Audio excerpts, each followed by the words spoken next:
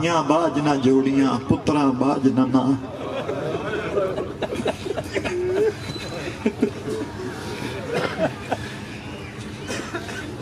भरा ते सत सत भी हुंदे ने, नाम वाले इज्जत वाले कम वाले भरा। मां ने जाए सत पुत्र कर्म ने दिते वंड। गैरतमंद भरा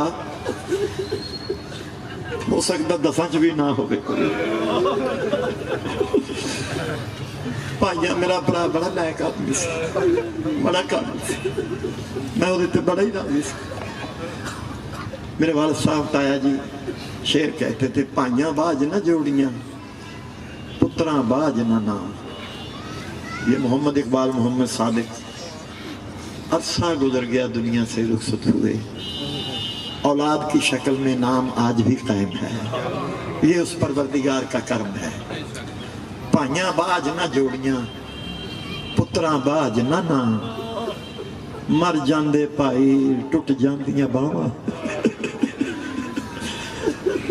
पुत्र मां नहीं हुंदा, मां भरा ही हुंदे। भाइयां बाज ना जोड़ियां पुत्रां बाज ना ना। मर जांदे भाई टुट जांदियां बावां। कोल वसेंदियां दियां लख पनावां।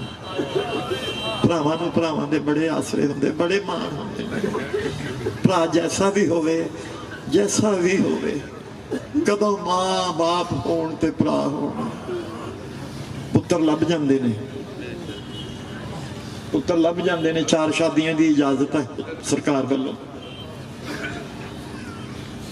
पुत्र हो ही विआह करी जावे, पुत्र हो ही जाने, भरा नहीं लभदे। क्योंकि ये मां बाप दियां निशानियां होंदियां, ये नहीं लभदे। अल्लाह तुहानूं सलामत रखे, सब नूं मालिक सलामत रखे। शहनशाह सब दे भरावां दे मालिक जोड़ सलामत रखे। सब दे बच्चों दी मौला खैर करे, सब दे माँ बाप दी मौला खैर करे, सब दे मौला सजना बेलियां दी खैर करे। इलाही आमीन, इलाही आमीन।